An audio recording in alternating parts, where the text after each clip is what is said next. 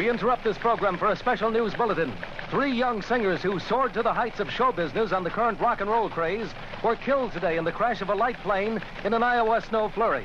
The singers were identified as Ritchie Valens, 17, Buddy Holly, 22, and J.P. Richardson, known professionally as the Big Bopper.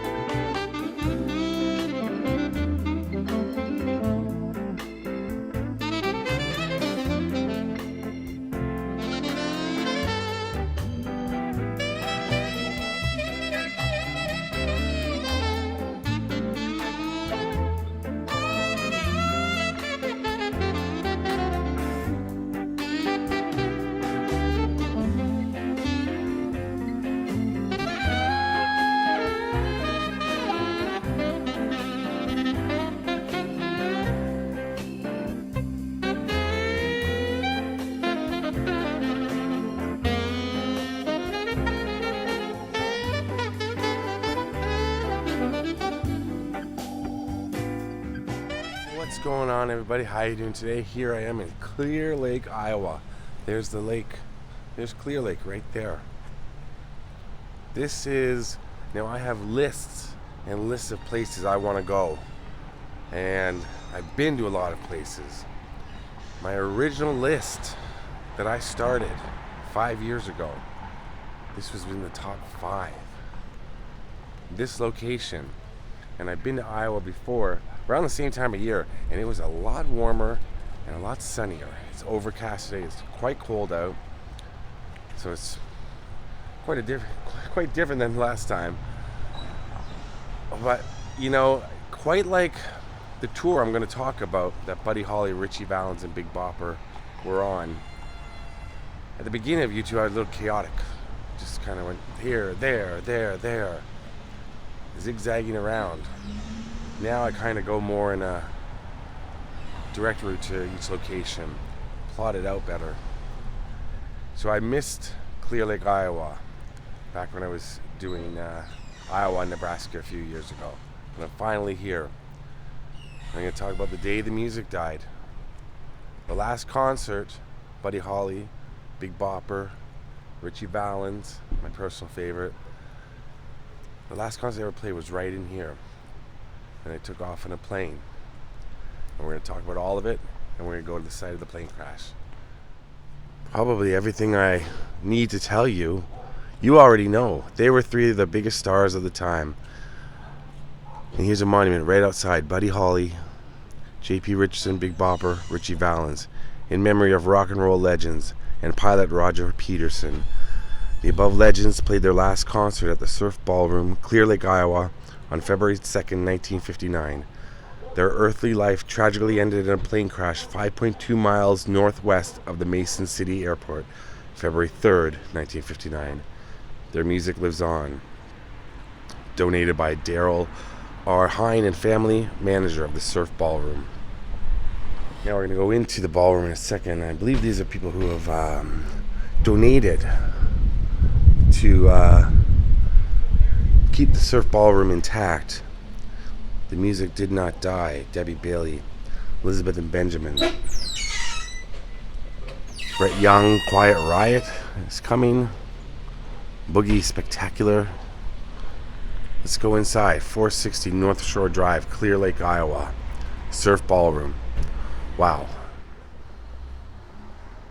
Now I believe they're setting up for a wedding in here. And there they are. There's Buddy, Ritchie to his left up top, and the Big Bopper. And it's quite retro in here. Very retro. There's Buddy Holly there. I'm seeing this with my own eyes for the first time.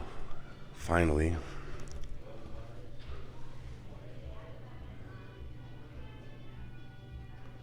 Duke Ellington signed the underside of the top board Oh yeah, the Duke. Oh, he signed it big. So there's shots of Buddy Holly up there. Ritchie Valens there.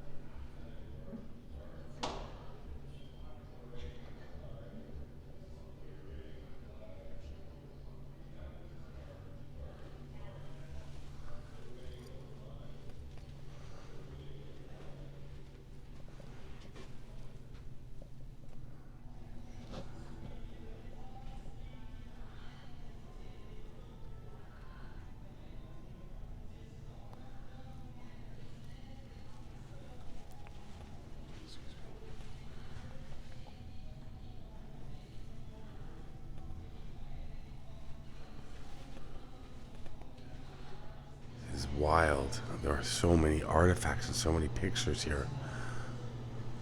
It's definitely more of a museum, I think. Winter dance party.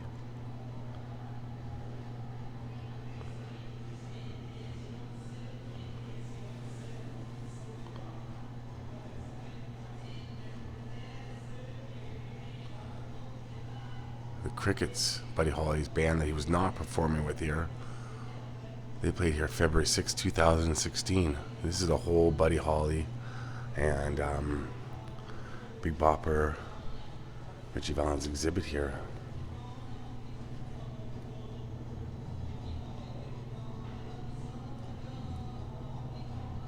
I think this is J.P. Richardson. Big Bopper's necktie.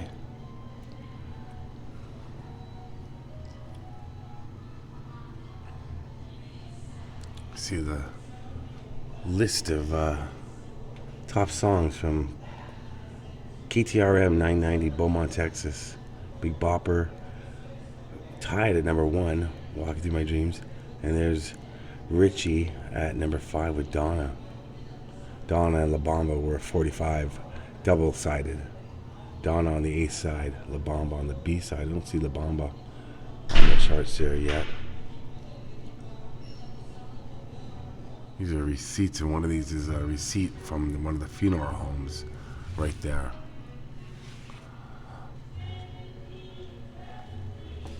$29, I believe, 22, 17.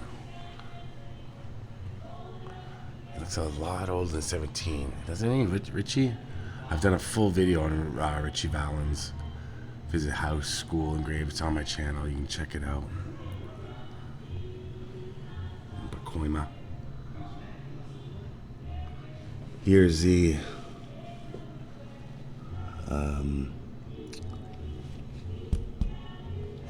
the itinerary for the winter dance party. That was Ritchie Valens' wallet he was carrying during the tour. And those are handwritten lyrics by his aunt, who wrote them out so that he could sing them. Ritchie was not fluent in Spanish, so he's asked his aunt to write them out in a way that he could read them and turn them into more of a rock and roll style, because it's a traditional Mexican folk song, La Bamba. It's like Wolfman Jack there.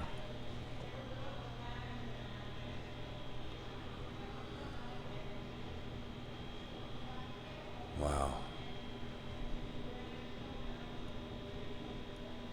So it's February 1959. They decided to do a tour. Buddy Holly was not with the Crickets anymore, but he was broke and he needed to do a tour. Not Fade Away. That is a great tribute album, by the way, right there. I'm gonna get all mixed up while I'm talking, but as I see things, Ritchie Valens was just an emerging artist. J.P. Richardson was a former DJ who had done some novelty records. Then Chantilly Lace, he was on the tour, and Buddy Holly was huge. Buddy Holly is so influential with the way he played the guitar with the formation of a band when he was the first one to have a lead guitarist, rhythm guitarist, bassist, and a drummer. He had that setup, which is now the traditional setup for a lot of rock bands. The glasses. He influenced John Lennon, Paul McCartney, Elton John, Mick Jagger, Roy Orbison. Roy Orbison thought he was too ugly with his glasses to perform. Then he saw Buddy Holly and he thought, well, because of the glasses, I can do it. So, very influential Buddy Holly. And here's the tour. So you can see what I was saying, how they were zigzagging. So for anybody who doesn't know, these were 3 artists. I'm just going to do a basic wrap-up. Not wrap-up, but just 3 big artists in the 50s that went on this Midwest tour. And they played this small ballroom. And people came, Bronco Bucks with a pink carnation and a pickup truck to see them perform here. And they did. And then they got on a plane afterwards. Now, Buddy Holly had chartered the plane because he wanted to get to the next location faster. And the bus they were touring on kept breaking down. It had no heat. And he wanted to do laundry, too. So he chartered a plane. Now, his bandmates were supposed to come on with him. Waylon Jennings, the Waylon Jennings, and Tommy Allsup. And then Waylon Jennings gave up his seat to the Big Bopper because the Big Bopper was getting sick as well. They were all getting sick. And Tommy Allsup lost his seat to Ritchie Valens by the flip of a coin. And apparently Waylon Jennings and Buddy Holly had quite a fun friendship and teasing each other. And Buddy Holly said something to the effect of, I hope you freeze on that bus. And Waylon Jennings said to him, I hope your plane crashes. And that's something that Waylon Jennings obviously said in jest. And I'm sure haunted him for quite a while. There it is. I told Buddy Holly, I hope your plane crashes. And there's a headset from the plane. So they set out on a 24-day tour, barnstorming the Midwest, and it was the most infamous tour in rock and roll history. The tour was a complete catastrophe, organizationally speaking. The shows were often scheduled hundreds of miles apart from one another as they zigzagged through one of the deadliest winters the Midwest had seen in decades, in the worst possible transportation available. The musicians crammed into a drafty bus to perform in small ballrooms and theaters, and by February 1st, Carl Bunch, who was Buddy Holly's drummer, had left with frostbitten feet. By the time the tour limped into Clear Lake, Iowa, on the evening of Monday, February 2nd, that's when Buddy Holly decided to charter a small plane for himself. Now, the performance here at the Ballroom was electric, and the music brought a joy that would remain forever in the hearts and minds of all who attended. It was a night that burned bright with some of rock and roll's greatest songs and its brightest stars, and ended with the unthinkable. After their performance here at the Surf Ballroom, Buddy Holly, Ritchie Valens, and J.P., the Big Bopper Richardson, were killed when their plane crashed shortly after taking off from the nearby Mason City Municipal Airport. The rest is rock and roll history. Bobby, this is what I found odd, that the tour went on.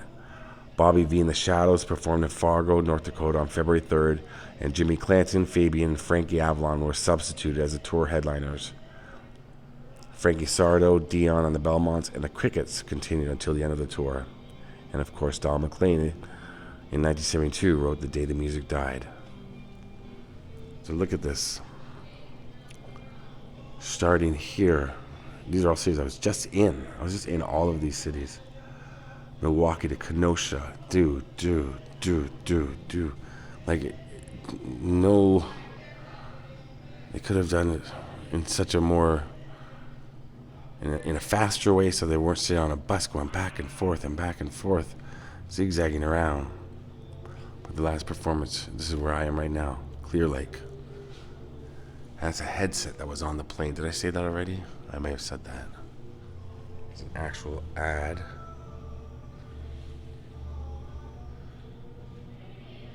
Now he was at odds with the Crickets at the time, because Look, they don't even mention La Bamba. He was at odds with the Crickets at the time because the Crickets, Buddy Holly did not like their manager. He thought he was being ripped off, and the Crickets wanted to stay with their manager.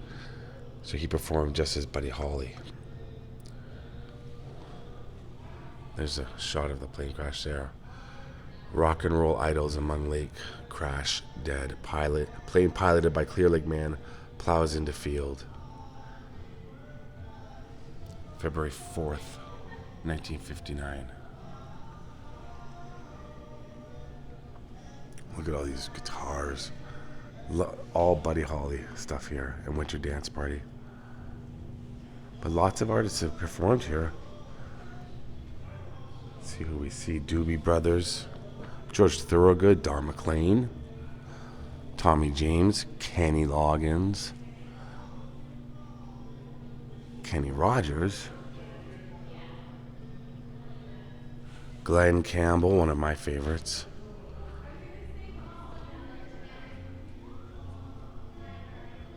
Roy Clark, right? That's his name. Miranda Lambert. Yeah, some big artists. Oak Ridge Boys, Nazareth, ZZ Top. 2011.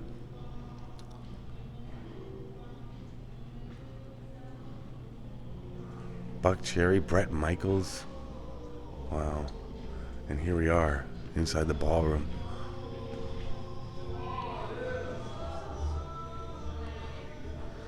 The music was very loud at this particular point in the video that they're playing. They're playing in the still of the night in the background, and wasn't able to get it past the YouTube copyright. But I'm pointing at the booths there and how you don't see them at concert venues anymore. That's something you definitely would see in the 50s. People sitting in booths turned towards the stage. And then I think I remarked about the refreshment stand. I thought it was in yesteryear's prices, but they're today's prices. Pop and things like that, chips. And then I'm going to walk towards the stage again. But yeah, I do a little voiceover right now. So we're going to go take a look at the stage now. So this was all open for dancing at the time.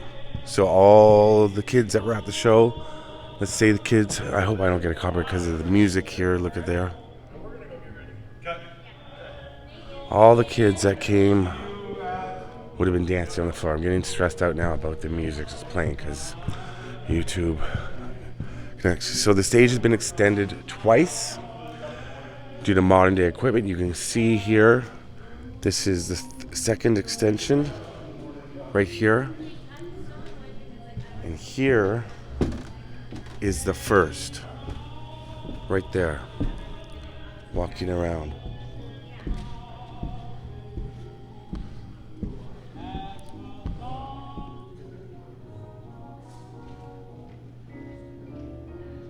I'm going to go through here, and here's the stage that they were performing on. Wow. This is wild that let you just come and walk around like this. Piano. So it's a small stage. This is small. Without that extension, it's small. It's tiny. Hardly enough room for, I mean, they don't have the drum kits. Look at the circle there, thinking it's maybe where a stool would be set up. But back then, the drum kits were not like modern day drum kits. So you could fit like a little 4-piece drum set here or there. Let's go backstage. Parents all, yes, it's all signed. Yeah, wow. Artists who have played here, and then other people apparently have added to it, non-artists. But look at this. There's ZZ Top. I don't know who that is. Is that Brian Wilson? Wow. This is just off to the side here. And it's called the Surf Ballroom because it's apparently people surf on Clear Lake.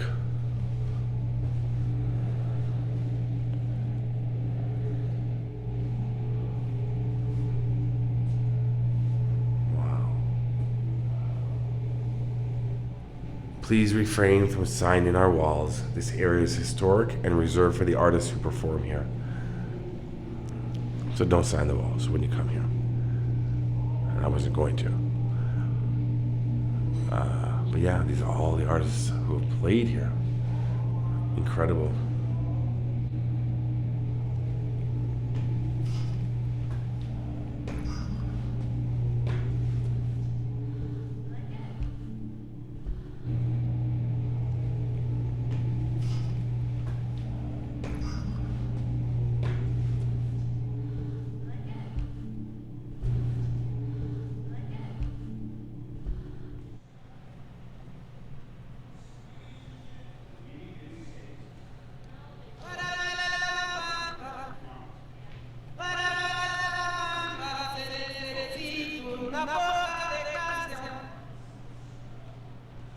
Just you know why you and I know true love ways.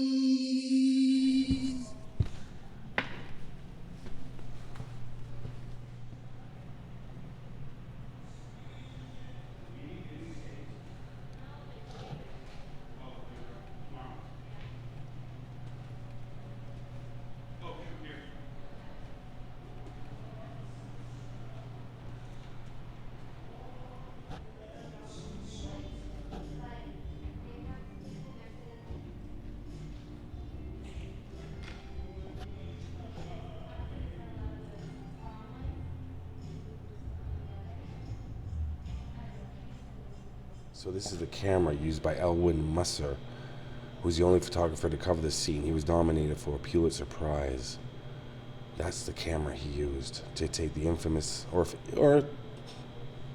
the photos of the tragic scene. I'm going to try to show you them now here.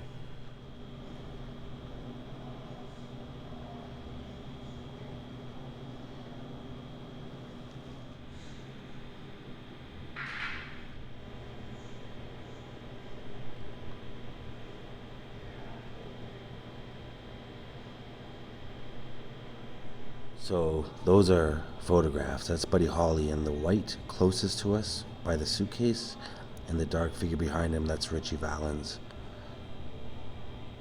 Wow. See that original stage right there? Wow.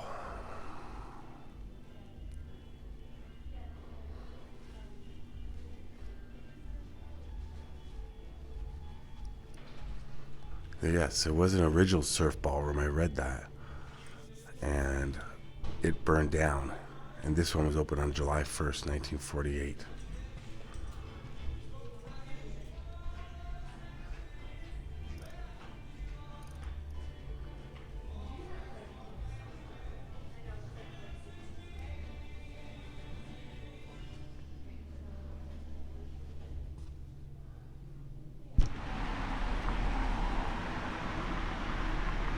So there it is behind me, the surf ballroom. Wow. Now we're going to take the drive out to the crash location, and when we get there, I'm going to tell you what happened and about the aftermath and about the legacy of those three great artists leave behind. And of course mention the pilot, whose life, as I've always said, doesn't matter to me if you're famous, not famous. Every life is the same. So we're remembering the pilot as well. And let's go.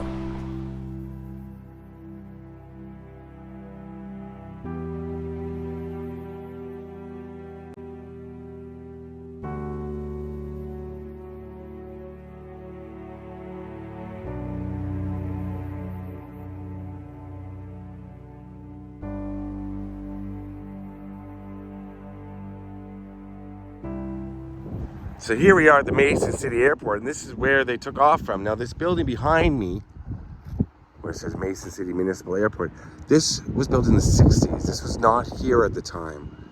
However, people here are very nice. I'm going to show you the exact runway that they took off from. It's right over here.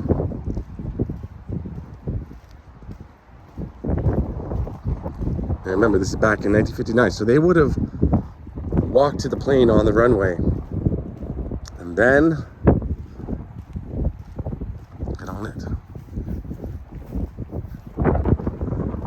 It's a little harder to see, but actually, well, it's not. See what that truck is? It's gonna go here. The runway right behind it. It's going diagonally that way. So hard to kind of tell. Let me go back a little bit. Right there. Now right where that yellow sign is, there's that runway jutting out to the right of it, going diagonal. That's the one right there that they took off from. So past the orange fence, but right where that yellow sign says arch ends not visible, directly behind it. And that runway goes right toward the crash site.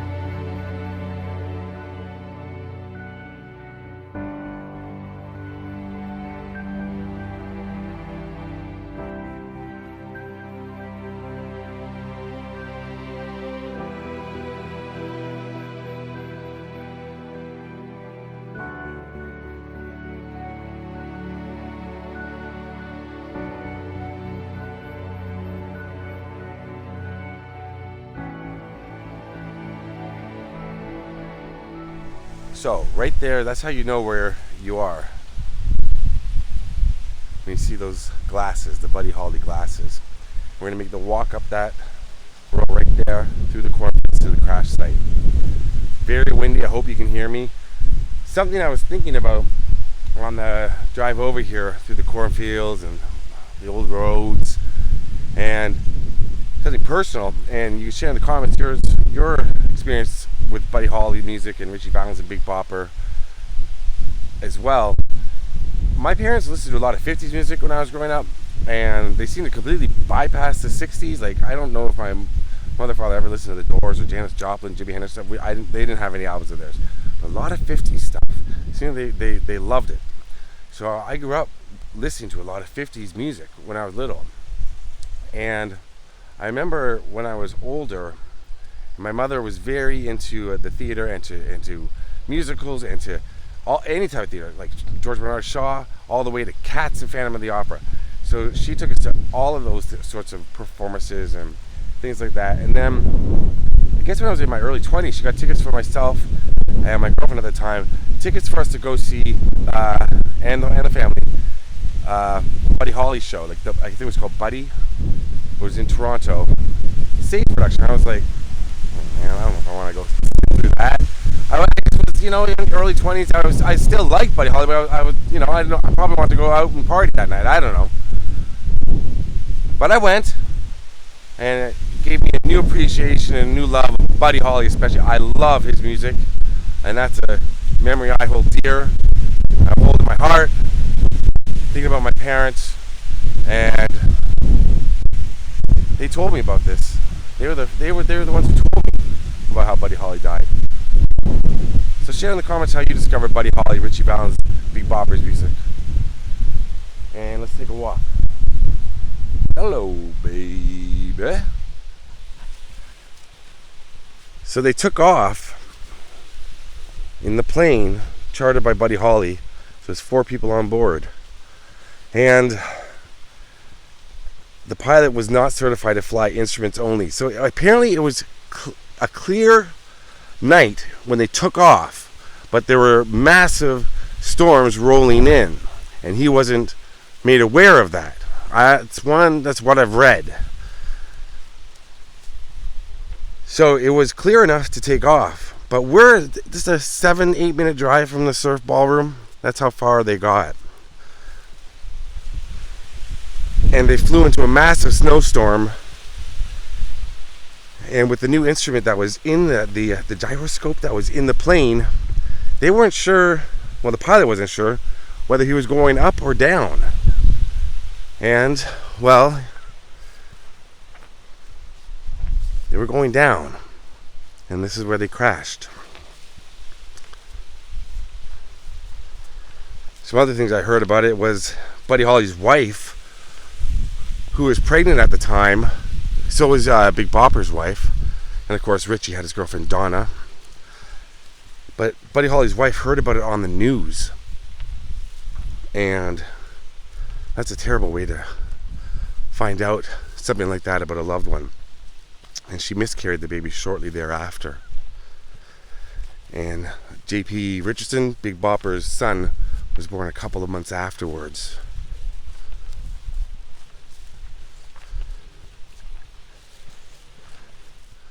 Ritchie Valens had a fear of flying.